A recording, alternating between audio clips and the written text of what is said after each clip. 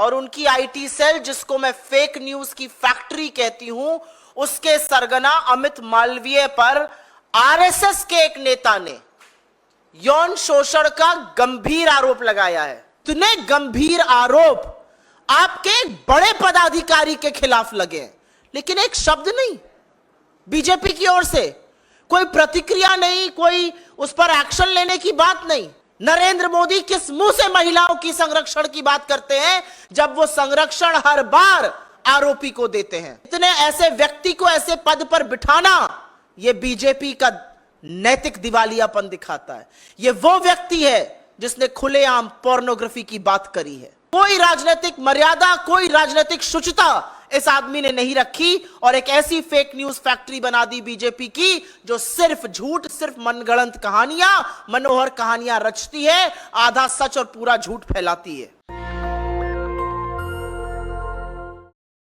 24 घंटे नहीं हुए हैं एनडी गठबंधन की सरकार बने, नरेंद्र मोदी को प्रधानमंत्री पद की शपथ लिए और भारतीय जनता पार्टी के लोगों के काले कारनामों ने एक बार फिर सिर शर्म से झुका दिया है। और ये जो आरोप लग रहे हैं ये हम नहीं लगा रहे हैं, ये बीजेपी के अंदर से, संघ के अंदर से उनके नेता, उनके कार्यकर्ता, उनके समर्थक लगा रहे हैं। अब जो आरोप सामने आया है उसमें बीजेपी के नेता और उनकी आईटी सेल, जिसको मैं फेक न्यूज की फैक्ट्री कहती हूं, उसके सरगना अमित मालवीय पर आरएसएस के एक नेता ने यौन शोषण का गंभीर आरोप लगाया है।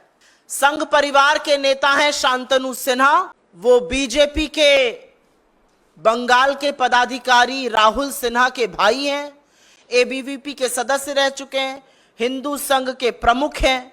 उनका कहना है कि बीजेपी आईटी सेल के प्रमुख अमित मालवीय बंगाल में औरतों का यौन शोषण करते हैं और सिर्फ 5 सितारा होटलों में ही नहीं, बीजेपी के दफ्तर तक में यह काली करतूतें चलती हैं।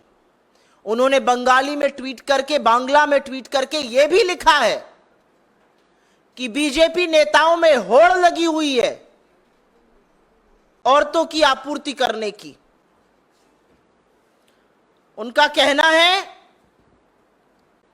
कि ये सब लोग मिलकर, और अमित मालवीय का नाम लेकर उन्होंने कहा है, औरतों का यौन शोषण करते हैं।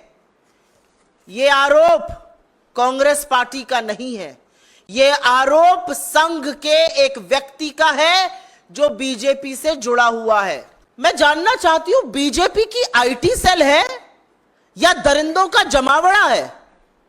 आपको याद होगा उत्तर प्रदेश के आईआईटी बीएचयू का वो गैंग रेप कांड, जिसमें सक्षम पटेल, कुणाल पांडे, आनंद चौहान जैसे लोगों का नाम आया था।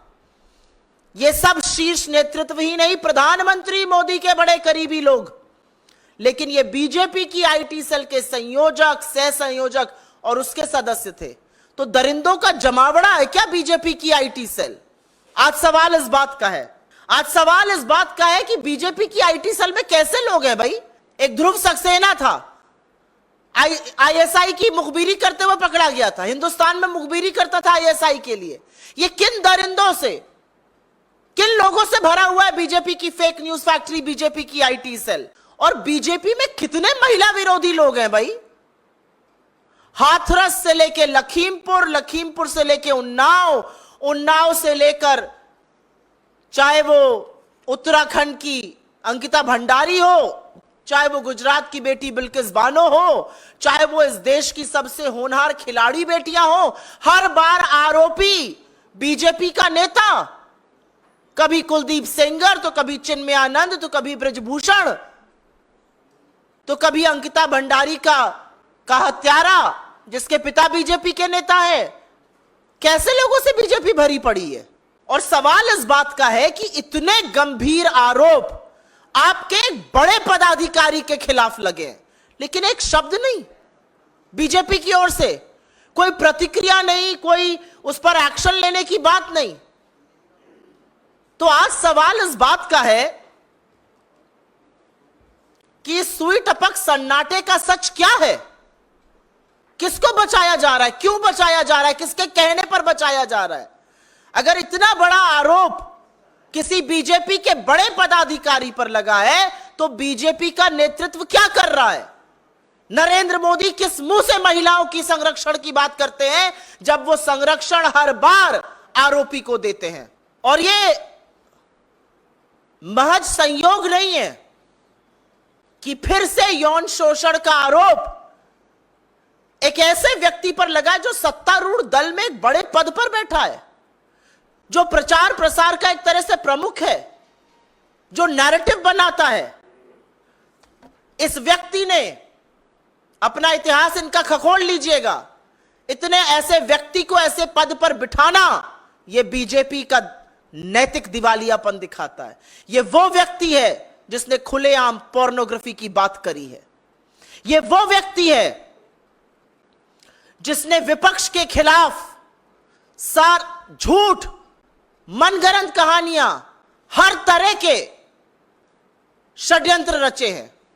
राजनीतिक प्रतिद्वंद्विता को किनारे रखकर इसने देश के प्रथम प्रधानमंत्री पंडित नेहरू तक को नहीं बख्शा। उनकी अपनी बहन और भतीजियों के साथ की फोटो को इसने दुष्प्रचार करके चलाया, लांछन लगाए। इस आदमी ने राहुल गांधी के बयानों को काट छाट कर उनकी छवि धूमिल करने का कुत्सित प्रयास किया। इस व्यक्ति ने तमाम मर्यादाओं को लांघते हुए सोनिया जी के खिलाफ, विपक्ष के तमाम नेताओं के खिलाफ दुष्प्रचार किया।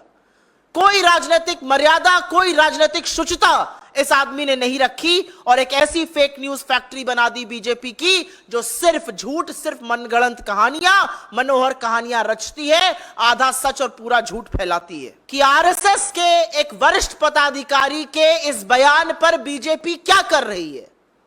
हमारी मांग है कि एक निष्पक्ष जांच हो, हमारी मांग है कि सच सामने आए और हमारी मांग है कि जब तक जांच पूरी तरह से कार्रवाई ना हो जाए, सत्तारूढ़ दल के इतने बड़े पद पर एक ऐसा व्यक्ति नहीं बैठ सकता है जिस पर इतने बड़े यौन शोषण के गंभीर आरोप लगे हैं।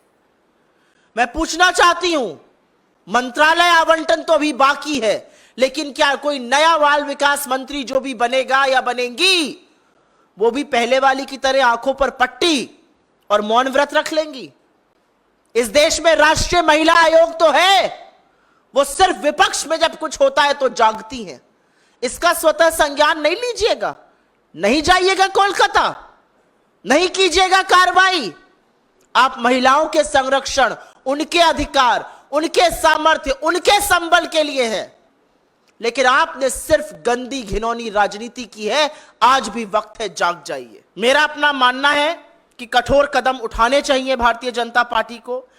हम मांग करते हैं निष्पक्ष जांच हो, और वो तभी संभव है जब इतने प्रभावशाली पद से वो व्यक्ति हटाया जाएगा और ऐसे व्यक्ति को सजा भी मिलनी चाहिए और उनको अपने पद पर बने रहने का कोई नैतिक अधिकार नहीं है। नेशनल दस्तक की आपसे गुजारिश है कि अगर इसको बचाना चाहते हैं तो नेशनल दस्तक को सब्सक्राइब करने के लिए रेड कलर के सब्सक्राइब बटन को दबाएं, फिर बेल आइकन की घंटी दबाएं। नेशनल दस्तक को बचाने के लिए बहुत जरूरी है कि हर खबर को शेयर करें, लाइक करें, कमेंट जरूर करें।